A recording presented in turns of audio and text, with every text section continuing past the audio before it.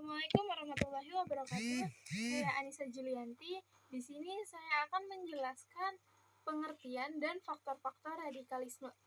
Yang pertama ada pengertian radikalisme.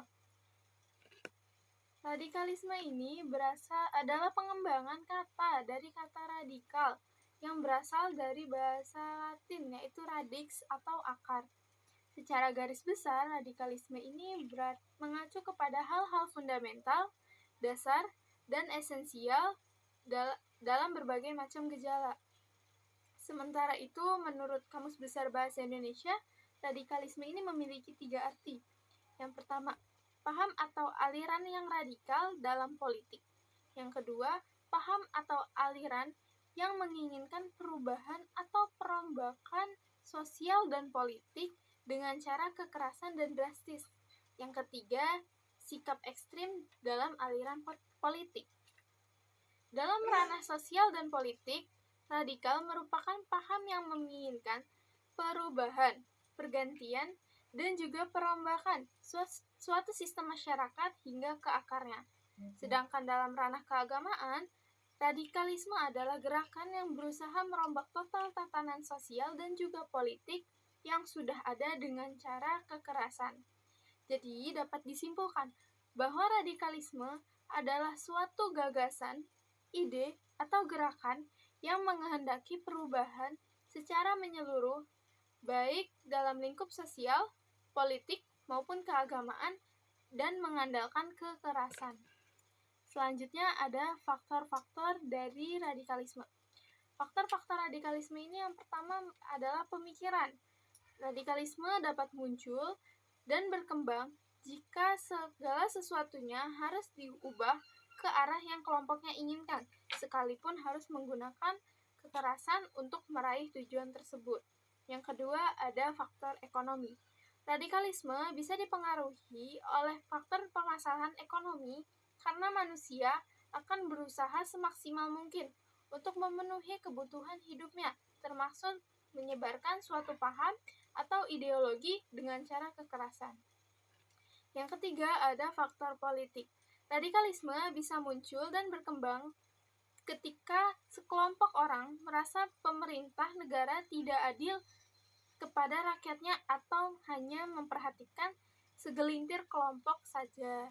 Yang keempat, ada faktor psikologis.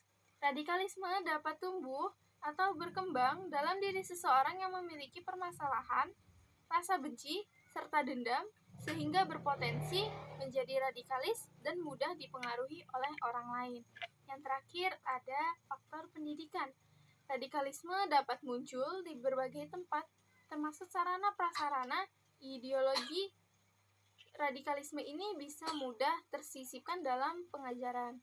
Sekian dari saya, kurang lebihnya mohon maaf. Wabillahi taufik wal hidayah. Wassalamualaikum warahmatullahi wabarakatuh. Menurut Kamus Besar KBBI, arti intoleransi adalah ketiadaan tegang rasa. Istilah ini tentu memiliki makna yang berbanding terbalik dengan toleransi. Kejadian-kejadian intoleransi ini di dalam masyarakat dapat diakibatkan oleh adanya individu atau masyarakat yang menjunjung tinggi kelompoknya dan memandang rendah oleh masyarakat lain. Intoleransi terlahir atas dasar perbedaan yang tidak dapat dimaklumi. Faktor penyebab intoleransi menurut buku Wajah Pluralitas dan Rebus Intoleransi Radikalisme di 9 Sari Septiani ada 5, antaranya adalah dari status ekonomi. Ketimpangan sosial menjadikan warga masyarakat satu dengan yang satunya lain itu memandang rendah yang tidak memiliki ekonomi setara maupun lebih tinggi. Kemudian ada status sosial yang melahirkan intoleransi akibat perbedaan jabatan, pekerjaan, dan latar belakang. Kemudian juga ada kualitas pendidikan. Jika pendidikan menyebabkan warga lain dan masyarakat lain memandang rendah manusia-manusia yang tidak memiliki pendidikan yang cukup. Kemudian ada informasi keagamaan dan fanatisme. Informasi keagamaan yang keliru mempengaruhi terjadinya sikap intoleransi.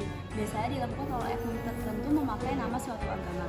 Kemudian ada politisasi agama yang mencampurkan dalam urusan politik seringkali menurut suatu agama. Kemudian ada politisasi agama yang mencampurkan dalam urusan politik seringkali menimbulkan permasalahan karena melihat dari salah satu sudut pandang agama saja. Padahal, politik dan agama merupakan dua hal yang berbeda. Assalamualaikum warahmatullahi wabarakatuh. Perkenalkan, nama saya Atia Zerlina dengan NPM 1123210037 dari kelas MKWU A20. Hari ini saya akan menjelaskan tentang upaya penanggulangan terorisme oleh BNPT. Pengertian dari BNPT sendiri ialah Badan Nasional Penanggulangan Terorisme, disingkat BNPT, adalah sebuah lembaga pemerintah non-kementerian LPNK yang pelaksanaan tugas pemerintah di bidang penanggulangan terorisme dalam melaksanakan tugas dan fungsinya. BNPT dikoordinasikan Menteri Koordinator Bidang Politik, Hukum, dan Keamanan.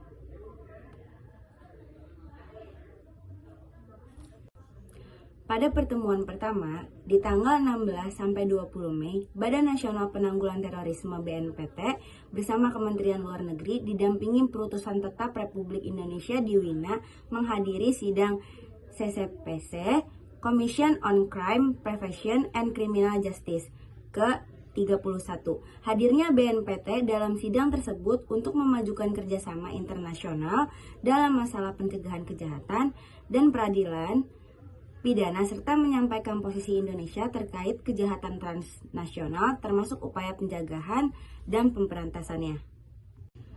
Upaya yang dilakukan pada kesempatan tersebut, Sestama BNPT juga mengusulkan 3 upaya bersama yang dapat dilakukan untuk mencegah dan memberantas kejahatan transnasional. Yang pertama, mengantisipasi ancaman kejahatan transnasional. Lalu kedua, tanggap dalam melaksanakan langkah-langkah penanggulangan kejahatan transnasional. Serta ketiga, memperkuat kerjasama internasional di setiap level.